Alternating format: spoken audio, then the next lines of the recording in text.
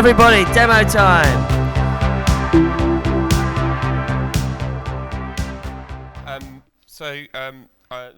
I'm Will, this is Johnny, and Jim over there worked on this. We were sort of looking around sort of smartphone usage, and I think everyone can agree that smartphones are a lifeline for Syrian refugees. Most people are actually working on projects that are actually need to be enabled by smartphones. But it's too dangerous to travel with smartphones in Syria. ISIS and actually government forces are actually forcing people to check their Facebook accounts to see their allegiances. So people actually have to leave their phones at home or it gets destroyed. So what they have to do is then buy smartphones or outside Syria, and some of the most vulnerable can't do that. So how can we get smartphones to the most vulnerable refugees? Well, last weekend, 13 million people bought the new iPhone 6s. Which means there's a lot of older model smartphones on the shelf. So there's a lot of people who actually have probably a couple of iPhones hanging around at home. They're perfectly decent machines, but everyone wants the shiny new thing. So what we did, we sort of got our heads together and launched a pretty simple site actually. It's called G-Cycle. And if I click on this link, we're going to go live to, hold on. Hold on. It's one of these reveals like this.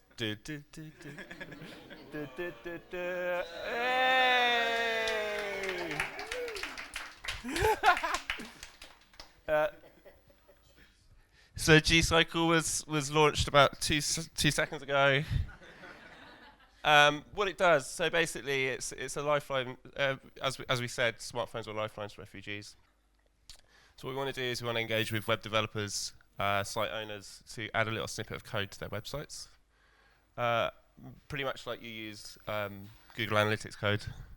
So this is actually working here, and this is a little mock-up of what it would look like on TechCrunch.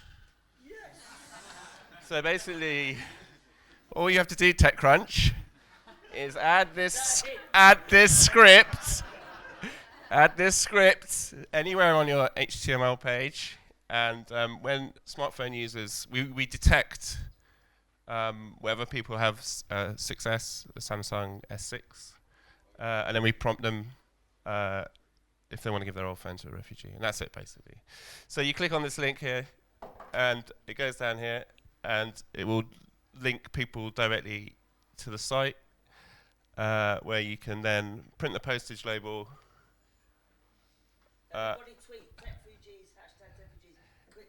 Tweet. So yeah, hashtag. That's it. So you send it to G-Cycle. We're actually talking to some refugee charities. So there's a few dots to connect, but that's the general plan. And I think that's it from us. Yeah. Thank you. And this guy over here as well, Jim. He's hiding. Guy over there, Jim, who's part of it as well. So Jim, give everyone away. Cool.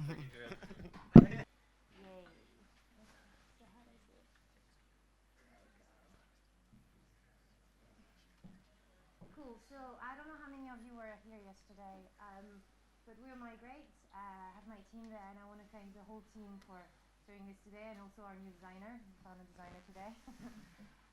So basically, Migrate was started 3 years ago, and what we do is we help immigrants navigate the immigration system all around Europe. We make it really easy. In a few questions, we can. Sorry? Use the microphone. Okay. So I'll use the microphone. So, okay. Oh yes, the internet. So yeah, we started 3 years ago, and we help immigrants navigate the immigration system. We do this for legal migrant, for the classic routes. And so how we do it is, like you choose what you want to do in Europe, or you choose the country you want to go, and then we help you decipher which visa you'll need and the to-do list. And you apply here, that's the cost, and good luck to get accepted, because we don't give the visa. But we decided to look at the asylum seeking process in Europe and how it works. Basically, an asylum seeker is not really looking for a country to go, he's looking to get out. So we thought of the process a bit differently. We thought, actually we could add a destination, which is refugee. And we would add it on our site. So basically, we used our own technology and developed the algorithm today, which I don't know if we have it, Wizard Builder. Yeah. No, we don't. This is, can we see it? Internet problem. Shall I refresh? Okay, let's see. So you can see the way we've created the algorithm today. It will load. Okay. So that's the complex system we've created today to decipher which country to send the refugee to. As you can see, it's very complex. Well, we'll go back to it. Ooh, there we go. It's coming back. So can I scroll? Yeah. Okay, cool. Ooh, we're getting lost in the immigration system. Woo! There we go. This is how complex that is. We'll make it simple for you. So here we go. We decided on a case, and I'm going to present a case of someone, a Syrian refugee, that has a family in Sweden. This person is trying to get to Sweden, but as you know, it's difficult to get a visa if you're a refugee and you can't get an airplane to Sweden. So you have to go through Italy, and you're fingerprinted in Italy. So I'm fingerprinted in Italy. I'm taking a train to France, and I'm in Calais, and I'm trying to go to Sweden. But I'm just like, I've lost all my money, and I'm in Calais, and I don't know what to do. Like, if I cross the border, will the police arrest me? Can I go on a plane? Like, how long is it going to take me?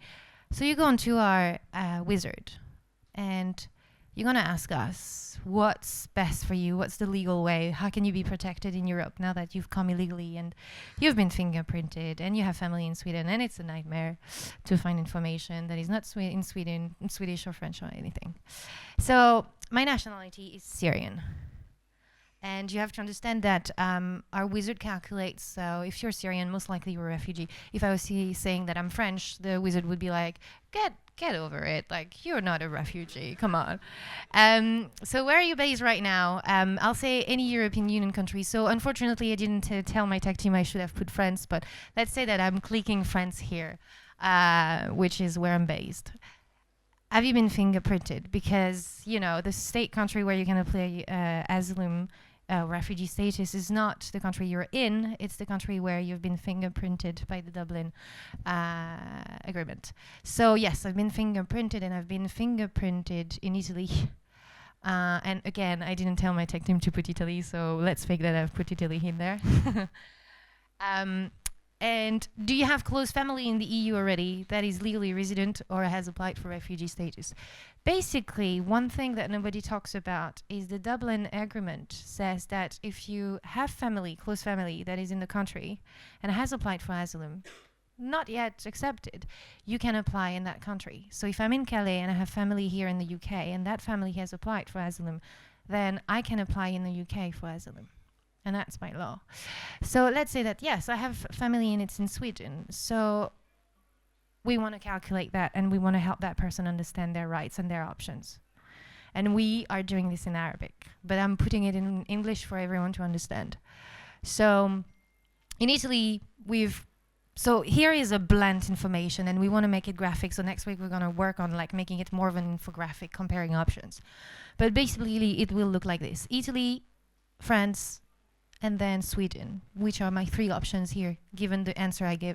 So the timing is now 10 months. Now, if I look for France, it's going to be 9 months to be granted refugee status on average. If I look for Sweden, 7 months. Well, I don't know still which country I want to choose. Like, the difference is slight. Work rights. I can work after 9 months. Not really interesting. France, I can work after 9 months. That's not really helping. Whoa.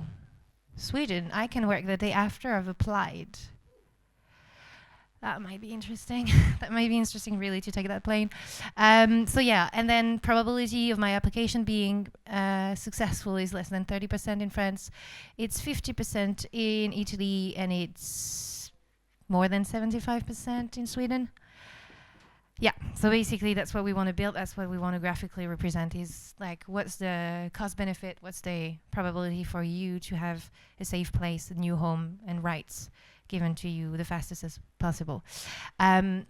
we are not just providing visa information as migrate, we have community information. So we have platforms, social networks in the language of origin of the person to provide them with local information of what's life like in London if you're Syrian, what's like if you're Nigerian here. And so at the end of the wizard, you'd be like, read more about the complete process and connect to your local community. And if I was to do this, for example, for the Arab in France, where is it? Where's that? Is it in Paris? Okay. So I would connect to the community of Arabic speakers or Arabic writers in Paris right now. And I could talk to them and see, hey, how's life like in Paris? And I could just like also look in Rome where we are live with Arabic speakers here. So yeah, that's what we've built. We have much more work. The algorithm has to get a bit more complex and more than it is. We're gonna need a lot of work on the graphic design. So yeah, that's it. Thank you very much.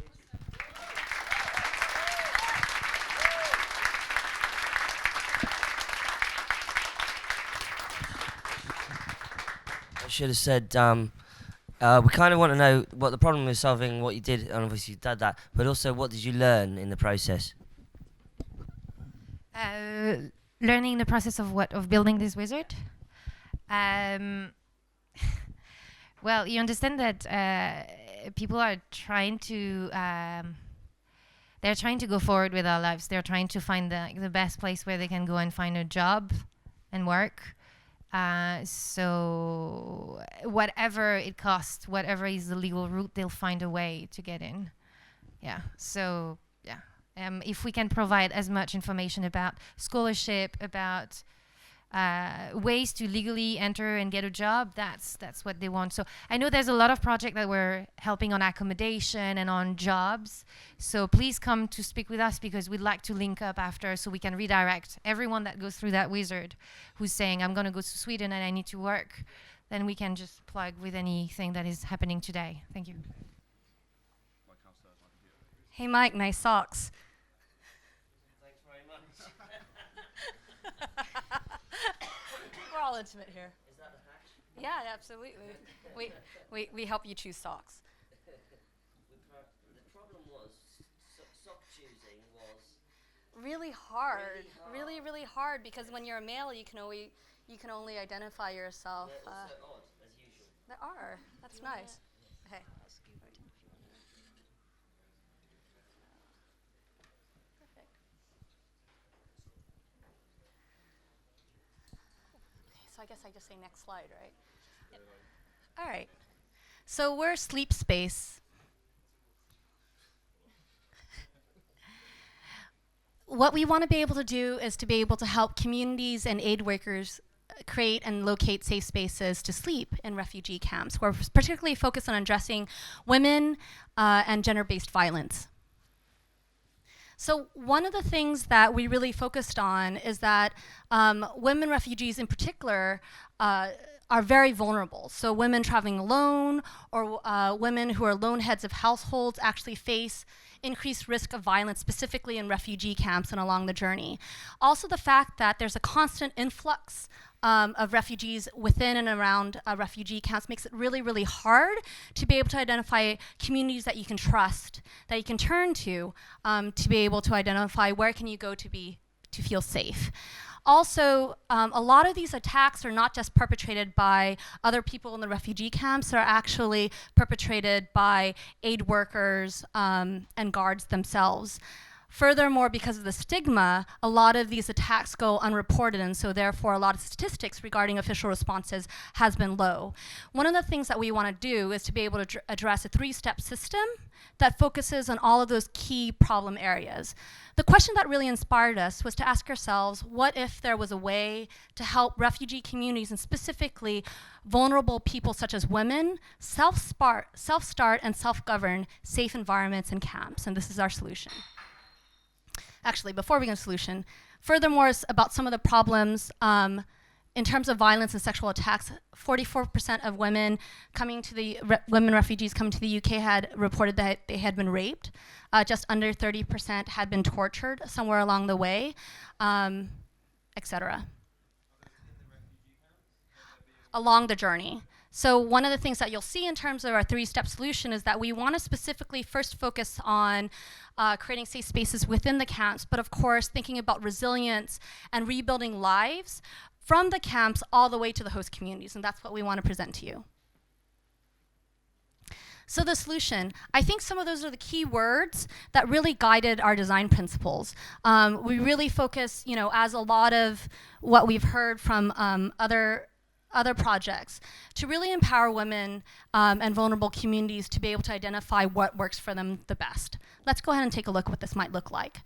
So in terms of the 3 key services, so what you're going to see today is the first tier of the services, to be able to prevent. Prevention is absolutely the best cure to violence. So how can we self-start flexible and flexible physical spaces so that these vulnerable women can be able to identify and create self-zones for themselves in refugee camps anywhere in the world. So what you'll begin to see is we provide them with a physical way called a self-space kit to be able to create their own spaces to sleep safely. Eventually, Lori is going to take you through how they can request a kit and how they can find self-space depots.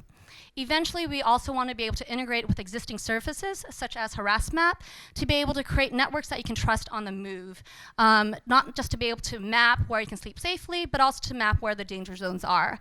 Finally, we know that this is a long-term process in terms of rebuilding your lives. It's not just be able to find solutions and services within the camps, but then to be able to access the resources, the networks you need as you move into your host communities. And so something that we talk about is being able to rebuild from camp to society. And so that's the 3rd tier of long-term services that we'd eventually want to tap into. So a very quick demo of the first stage.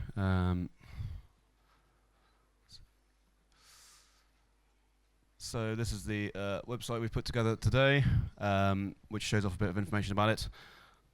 We've got a strong call to action to request a kit, which has got this form. So the intention is that this would be available via our website, and then the second stage is to bring in an SMS function to request via SMS, but also to have an app beyond that. Trying to make it as simple as possible. So basically a refugee would enter their location, then put in their phone number to get, which I'm going to use my phone number, to basically receive a text back as to where the nearest sleep space kit is available. And we don't store that number, so there should be, well, there'll be no sort of chance of a data leak because we're not storing it. And then optional details are to include the number of women in this person's group and the number of children, which is mainly for our purposes. Simple as that, really. And we did actually manage to get an SMS integration going, so Mike's going to have to be my proof. So, so it says, thank you for sending your request for a sleep space from the jungle. Please go to your nearest depot to pick it up, which is faked at the moment, but would actually in future be a map showing the person where they can actually go to pick up the sleep space kit. So that's it. So Kim is going to talk us a little bit more through what is a kit and how does it actually enable safe environments for women and children. This is the flow. The message flow. Next one. Cool. Okay. Did a lot of research. Communities are actually self-starting these on their own. In refugee camps, they try and designate spaces where women can sleep and men that they trust can stand guard around them. The problem is that men are sneaking in. They have no real way of raising alarms. These camps are often misunderstood and disrupted by guards. What we wanted to do is create a kind of kit that costs almost nothing. It doesn't look like it's valuable. It doesn't look like it's dangerous. It won't set off metal detectors at the camps, etc. Just came up with a quick prototype, something like this. Just kind of a roll of transparent packaging, some caps on the end. And next thing. So what you'd find is, first of all, the alarm whistle. We'd try and put a couple of those in. They're so cheap. They're so not exciting to try and steal or make off with anything. They won't set off a detector. We like the idea of strips of cloth. So basically, when you're trying to designate a safe space, you're setting up a safe space for your community. You can tie these to guide ropes, door handles, tent poles, anything. Essentially, just try and delineate a safe area. Stickers, we like the idea of possibly self-identifying, but also it might be a target, so maybe not. Lots of posters. People could walk around and bring awareness within the camps for this, and little instructions on how to use it. Again, completely language agnostic. It's going to be icons, really clear description. But yeah. So I think one of the key questions is, why does this work and what did we learn? Surprisingly, this idea, a lot of our instincts actually focuses on building best practices that have been identified by UNHCR. Specifically, one of the things that we want to focus on is being able to integrate and partner with other existing initiatives. And so the first principle, why do we want to design for physical and flexible spaces? Because one of the key things that the UNHCR recommended was to be able to provide special secure environments from sleeping to daily chores, including physical support. And then so the ability to actually be able to identify visually very easily ways of individuals grouping together is just a first step. Also, you know, beyond the whistle, one of the key vulnerable areas is when women and vulnerable individuals go about their daily chores. So beyond the whistle, while they're moving, by situating these safe spaces self-governed together, they'll be able to find ways to be able to efficiently address some of their various issues. In terms of self-governing and social issues, you know, we want it to not be prescriptive, and then so the self kit, the safe sleep kit allows these individuals to be able to identify and define the preferred physical and social organization in terms of where these these safe spaces can actually exist.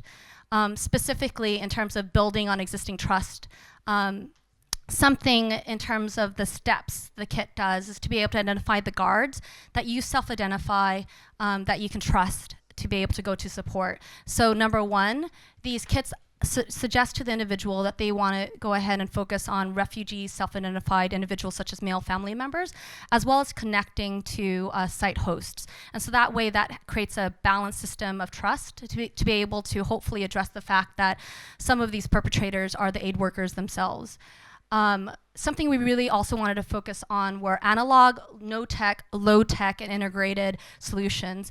We understand that women actually have very low access to internet and smartphone tech in camps. A lot of times these technologies are actually owned by male family members or aid workers. So it's actually very, very important that this system actually addresses ways that we can flag analog and low tech ways to be able to identify safe zones and to connect to others. Furthermore, one of the things that we're really excited about is to be able to identify the ways in which you can create resilience at various steps along the way. Of course, prevention is the best practice, but sometimes that's not enough. And so we want to be able to connect with other services like HarassMap to be able to track safety and danger and to be able to report those needs to NGOs to focus assistance where it's needed. We're really excited. I know that, for example, One Kit has spoken to us and wants to be able to integrate this as part of their services right off the bat. We know that even before, how do you get the word out? We're excited about working perhaps with UNHCR to be able to provide the leaflets about so one of the things that probably glossed by is even if you can't immediately get a kit, you'll be able to receive via your smartphone immediate steps and tips that you can do to be able to create safety in and amongst yourselves and with other people. And then so we'd love your feedback. And the next slide is join us. If you go to bit.ly sleep space, you'll be able to connect more about information.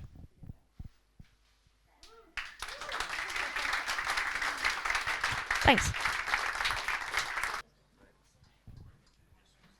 So hi everyone, my name is Sonia. Perhaps some of you remember me from yesterday. Co-founded an organization called Urban Refugees, and basically we work with refugees where they are, most of them, which is in cities of developing countries. And so today I'll be presenting you the solutions that we came up with a group of very inspiring individuals, which is called SMS Up.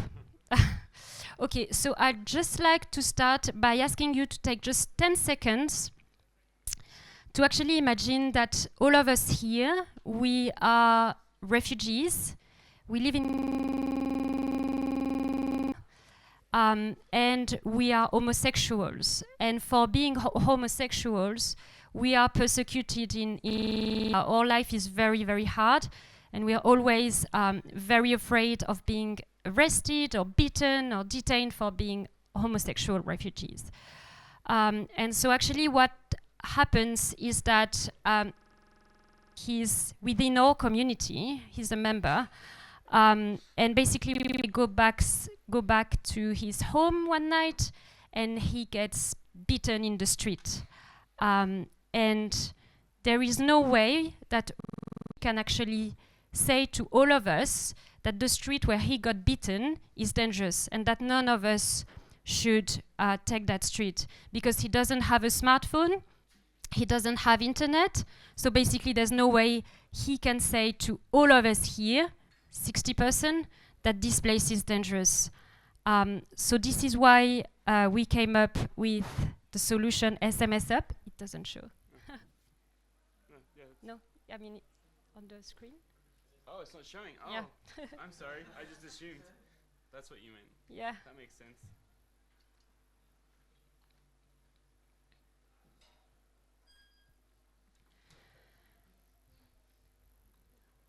Sorry about that, guys.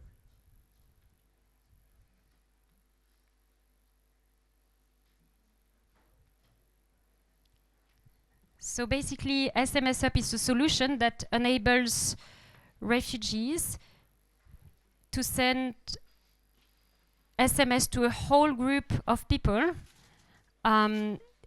which is very interesting because some of them may have a smartphone but may not have access to internet or just don't have a smartphone. So you'd think that spontaneously they would chat on WhatsApp or Facebook groups, but how do you do that when you don't have access to internet or when you don't have a smartphone, which is actually the case for most refugees in developing countries.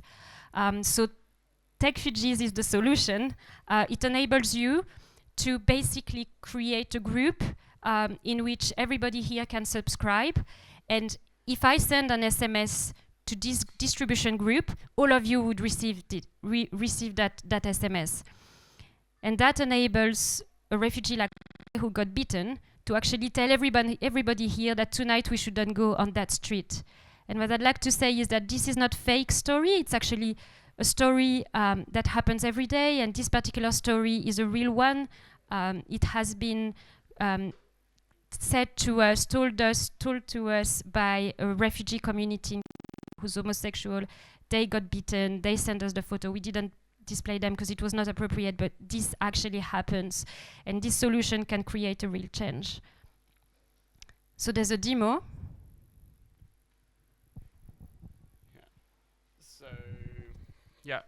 So I just going to try and bring it up on screen so we can show that it works. What we've built basically is a platform that allows you to interact with it via SMS. The guys over here have been working on that all day. And the idea is that you can create a group. You can create a group, you can subscribe to a group, and you can then post messages to the group so everyone can receive a copy. So we're going to try and demo it now. So I've connected my phone here to iMessage. So I'm sending this through my phone. I'm going to create a new group called, which is now shown up. So that now makes a group available for people to subscribe to. Paolo over here is going to hopefully show on. Paolo over here is going to show on his phone that he's sent a message saying subscribe. I'm also going to. I encourage anyone else to, if they want to do that. We had the number up on screen. And anyone else here could also send subscribe to the message to that number. And I'm now going to send another message that says post. And just for the sake of the demo, I'm going to keep it really short and just say beware. And anyone that subscribed to this group would then get a copy of that message. What did you Oh, post, yeah. Sorry, post, and then we say the name of the group, and then beware. So post the name of the group and the message, and then hopefully, yeah, yeah. Anyway, you get the idea. As usual in demos, we loaded the account out with credit. We checked all the database. Did it work? Nope. All right, too bad. It does. It does work. This I actually have a history with Received. Yeah, received. Okay. So everybody knows that you should not go in that street on that night. Yeah.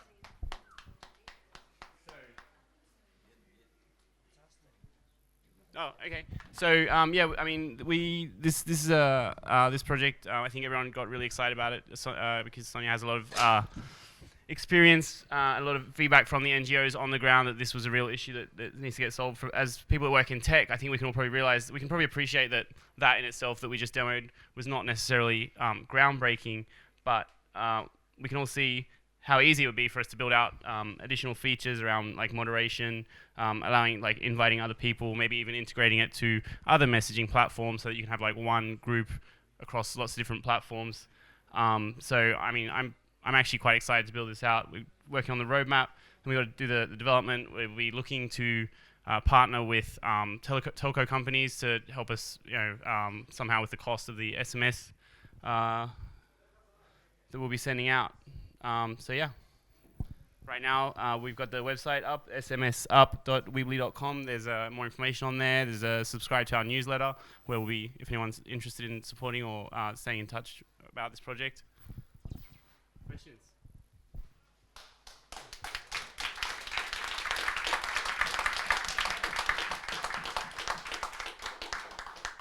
Any learnings?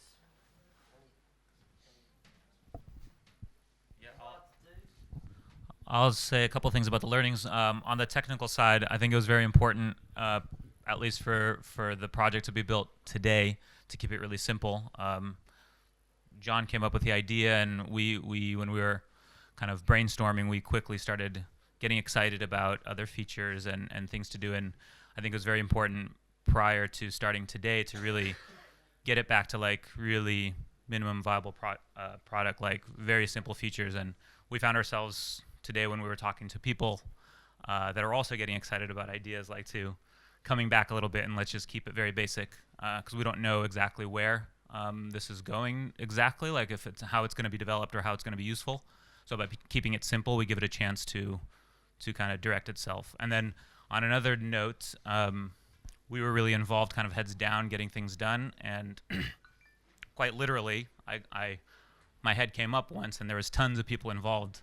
And that was fantastic as well because we were really focused on one side of the project and we were able to get a lot more done by just having other people contribute, which was awesome. Sorry.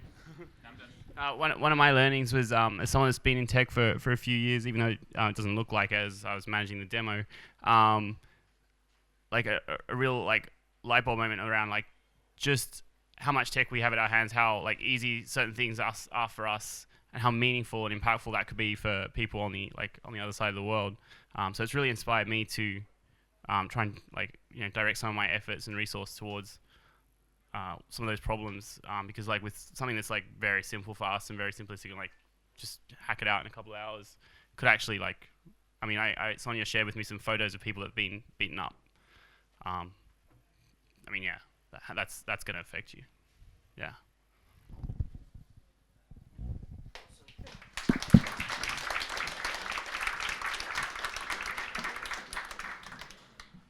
Okay, so we came here today to figure out a couple of issues that we need to solve for the platform My Refuge, which we began building about 2 weeks ago. You're looking at a demo version of that website now, and we can see we did yesterday. We did a soft launch of it, a limited version soft launch of it, which disables the possibility for refugees to be able to request spaces. What is it? My Refuge is an Airbnb for refugees. It is the Airbnb for refugees. It is looking at how to solve the problem of housing for refugees, whether they are internally displaced, whether they are looking for somewhere else to go in a different country. Our goals for this initiative are to empower citizens to be able to help their governments be able to say yes to refugees, and to allow refugees to be able to come to communities that really want them, starting with the people who are opening up their homes and the people who will welcome them into their communities. So that is our goal. We want it to be a global initiative where countries around the world are able to, through a citizen initiative, be able to participate in this process and to be able to help people. We want NGOs to be able to integrate into the process. This is not Airbnb. We should just really make that very clear. We say it's Airbnb for refugees in the sense that it's helping refugees to be able to find people who want to host them, but it's not Airbnb. It's a collaboration tool for citizens, governments, and NGOs to be able to work together to solve the problem for refugees that they need to find somewhere to live, other than the place that, if they stay there, they are likely to be harmed or be in perilous situations. The way that we want to do that is we want to integrate NGOs into the system so that when a refuge seeker and a refuge provider form a relationship, the NGOs who are able to support them in that process are notified, and they're able to provide the support for those people, whether it's the refugee or the refuge provider, to be able to help them in that process. And the reason why we're focusing on that is that's because the number one reason why all the initiatives that have already come up around opening up people's homes are doing things manually, because there is such a significant sensitivity around making matches between people. And so the charities that we've spoken to are very keen that we should have this kind of integration. Anyway, so we came with two challenges today. One is the NGO integration. The second is the way in which identities will be authenticated, or perhaps not authenticated, but at least validated by people in their networks, by the UNHCR agencies, by other refugee supporting agencies. And so I think today was very much about sort of mapping out exactly how that could work. And that was very, very good. We were able to talk to lots of different projects and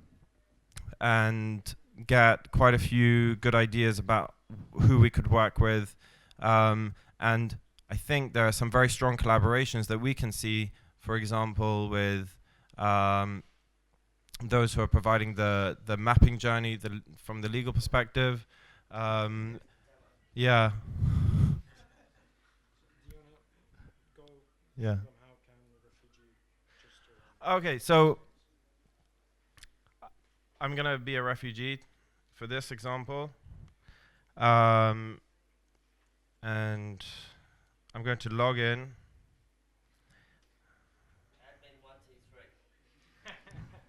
In this case, it's just refuge seeker. Oh, it's not right. Oh, I'm sorry, I'm not in the wrong space, the right space. So let me go into the right one. There we go. Oh, sorry. It's the wrong one.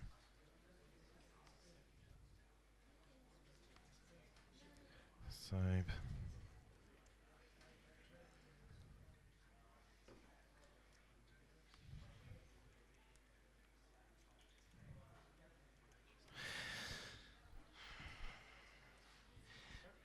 Anyways, so I'm a refuge seeker. What I've done is I've logged in, I've given my information, and I've added a couple of people from my family. And I've also added a friend, Alex.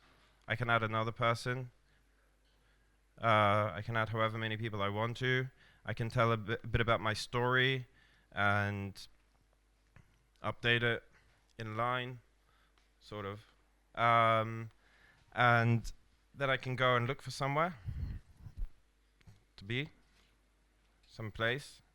So I'm going to look in London, and I'll try and check in over here.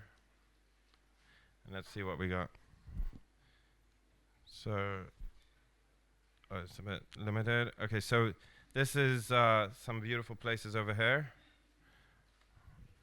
I like the Panda Room. Okay, this guy is offering enough space for 4 guests, Wi-Fi, free food. It tells me the availability, the location, description, some photos, map, and it allows me to request to book. So this is disabled at the moment because we wanted to make sure that we had the authentication system in place first, so that people can trust each other a little bit more, and also to ensure that the NGO integration is built into the system, so that when people do form relationships, they are being supported in that process. On this side, I am a refuge provider, so there are a couple of examples where, 1 second, no, that's wrong.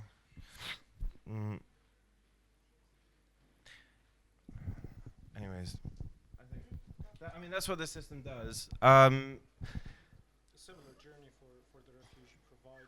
For the refuge provider, they would basically receive a request, and then they would be able to say, okay, we want to host you, or they can have a discussion with them.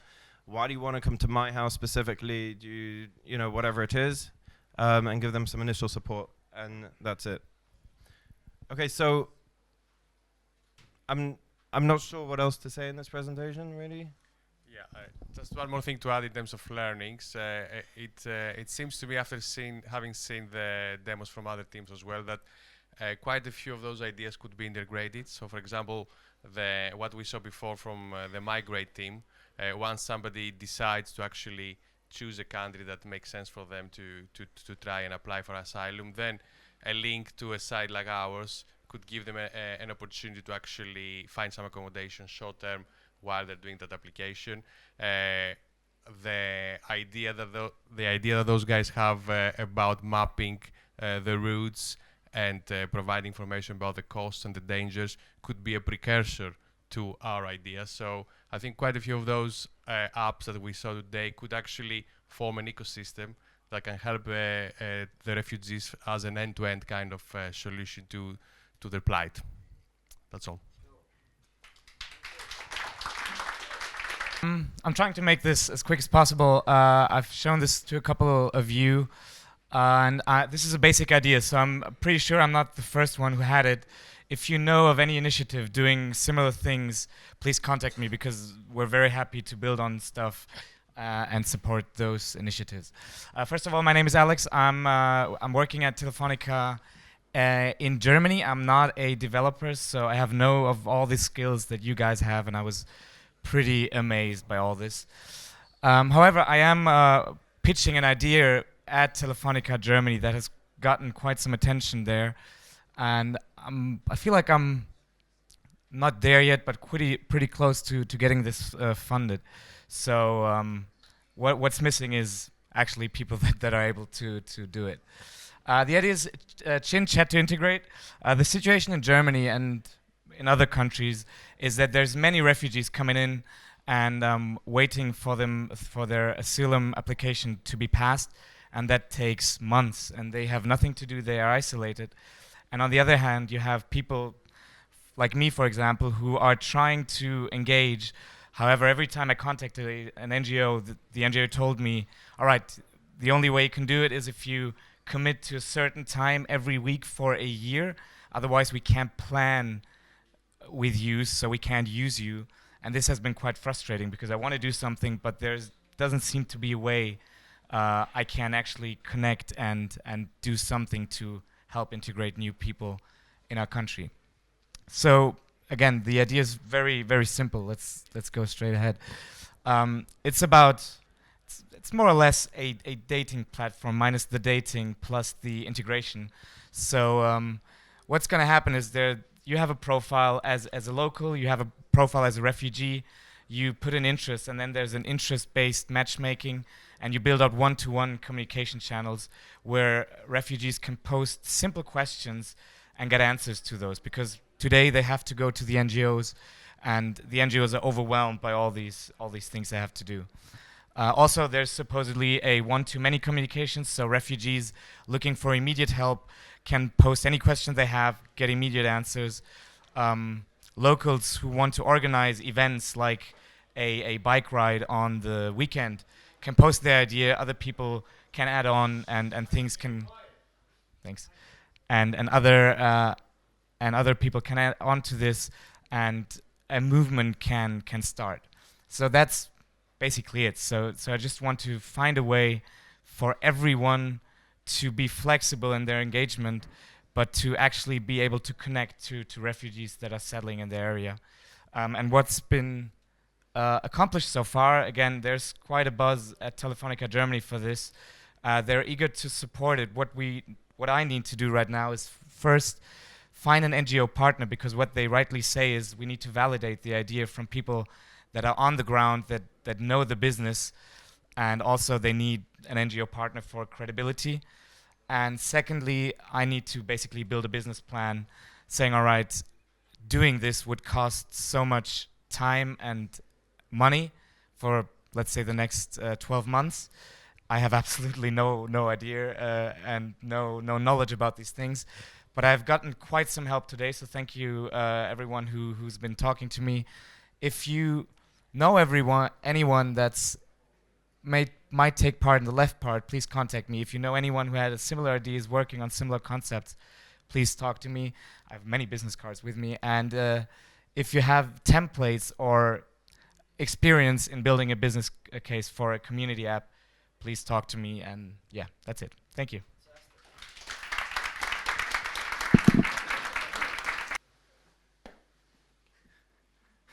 Comfy? Yeah. Hi. My name is Klaus, and this is Nick and Kez with the One Pack team. So this started out as a idea that came out of a hackathon about 10 days ago. What is the physical equipment that we can put together to support a person to survive and thrive in this wild world? Can you hear me? Yeah, okay, I'll keep that closer to my mouth. Okay, so being equipped for life, right? So having a different set of packs that we can use in different scenarios. Here we go. Okay, so this is a kind of journey.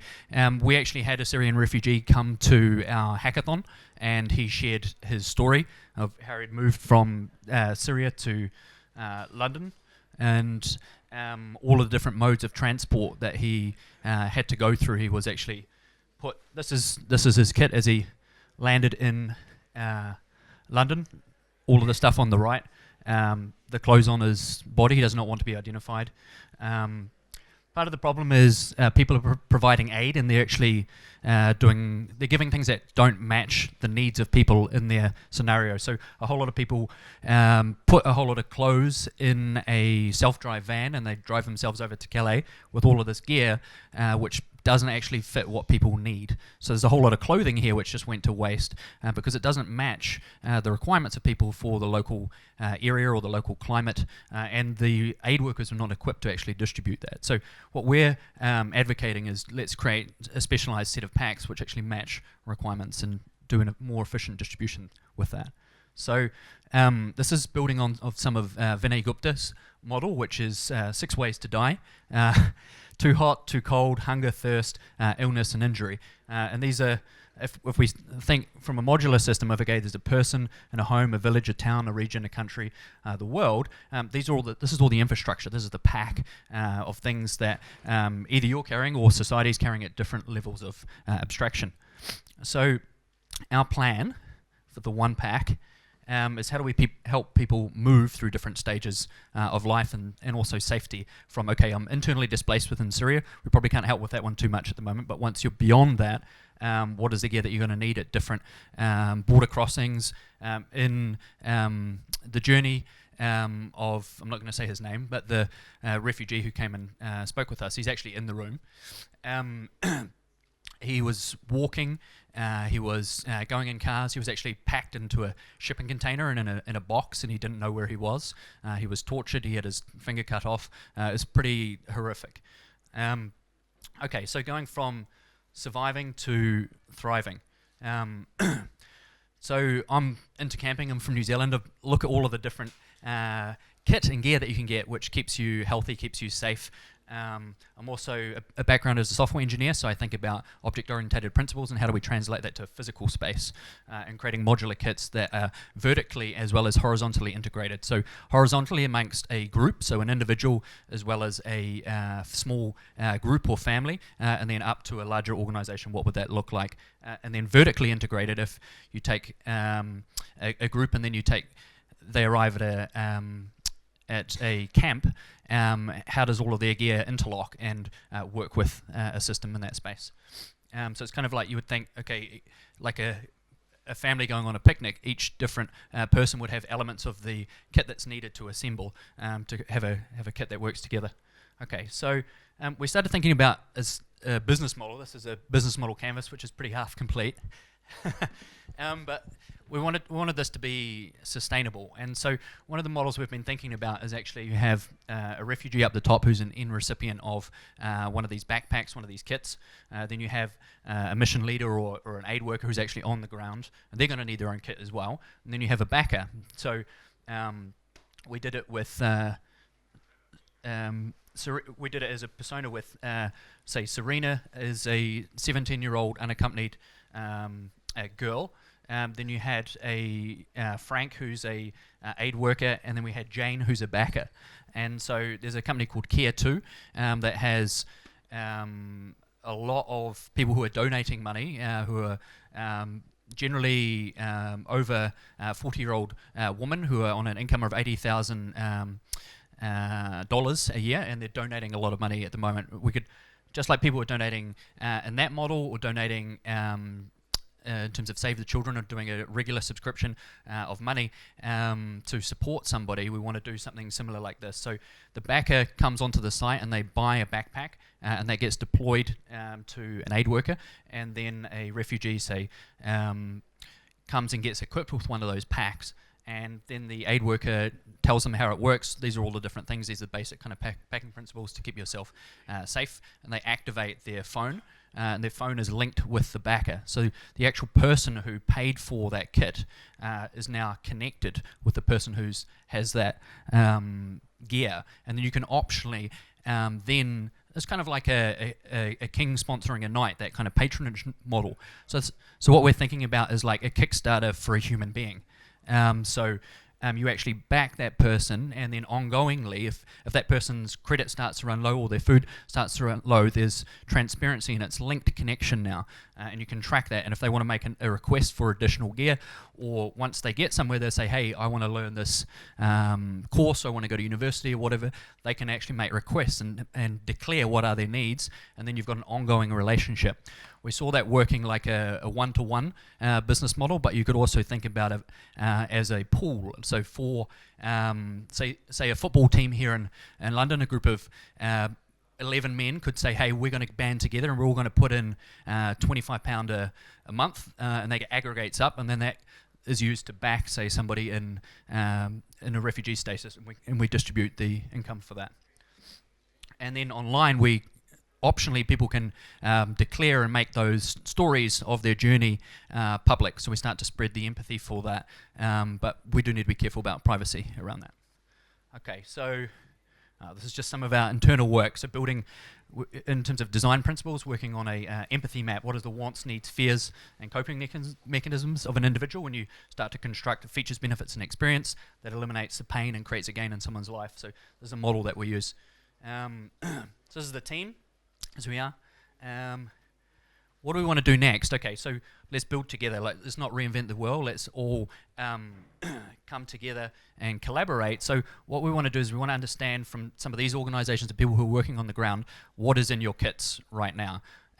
So we can understand that, look at upgrading that, looking at linking that with providers. At the moment, we've just started mocking up a basic version of this using like an Amazon basket and IKEA. A lot of other providers have got some really good stuff at good prices. And so our first instance, we're going to just curate a whole lot of gear, and then we can make the pack quite easily on a website where people can buy that, and we can start to distribute that, and we'll get more effective and actually create a custom pack over time. But that we can get going. We didn't quite manage to get that active, so you can't actually buy one today, but we can get that done in a couple of days and then build out from that.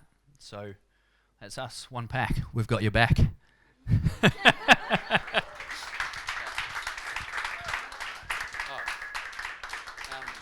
So one last thing, the refugee who kicked off this whole story, he's actually in the room.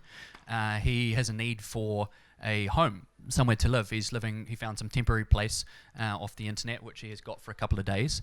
So if anybody, he's not going to identify himself, but if anybody has a spare room and would like to host them, come and speak to me. He's also in need of a job. He's an English to Arabic translator, and has a number of other skills, but come and speak to me if you're in a position to employ him in some way. He wants to be a contribution, and he's a skilled, capable man. So, thank you. I've got a question.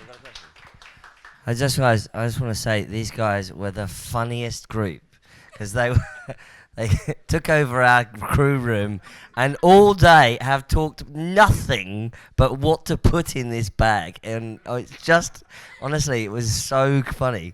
But I had no idea what this was all about.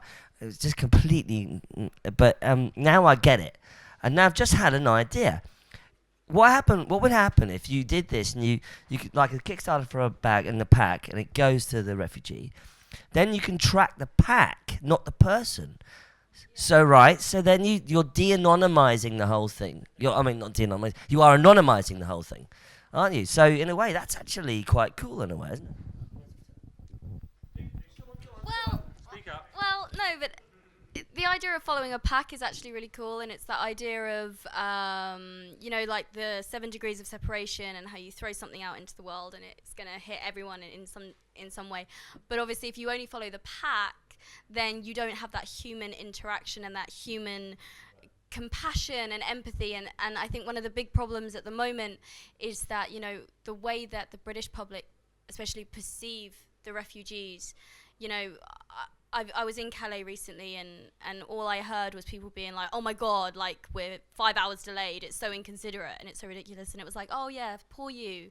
Like, 5 hours delayed, you poor thing. So one of the things that we're trying to do with this idea is not just help these people, but it's to actually close that gap and to make them realize that we're the same. We just happen to be a bit luckier than they are. And we can help them out, and that's why we want to have this form of communication, and feed that. Thank you guys for also entertaining me all day. Where's the last? There's a last one. Yeah, there you are. Do you want to come up? What do you mean? Was it a hack or wasn't it? Just do it. Let's do it quickly, and then we can all relax. Whoops. We don't have I'm not sure we have It's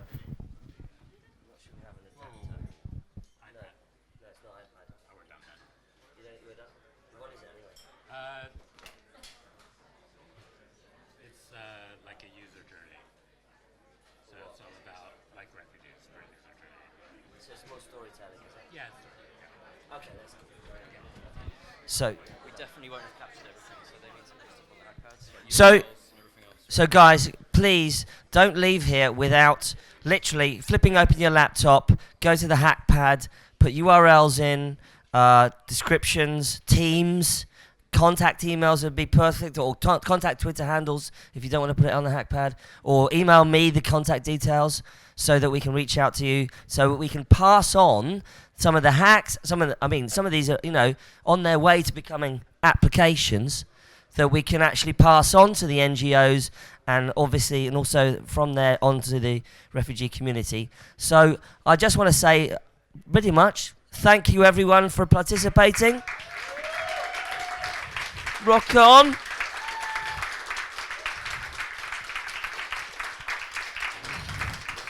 We've done a lot. You want to say something? You want to say something? Oh, so we did this inside 2 weeks. It's been amazing. Thank you so much. Thanks, Wayra. Thanks, Rewire State. Thanks, all our volunteers. Thanks to all of you, and goodbye.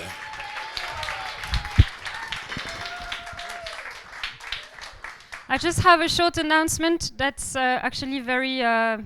Anyway, I was not planning to stay tonight, but this was too awesome. I stayed.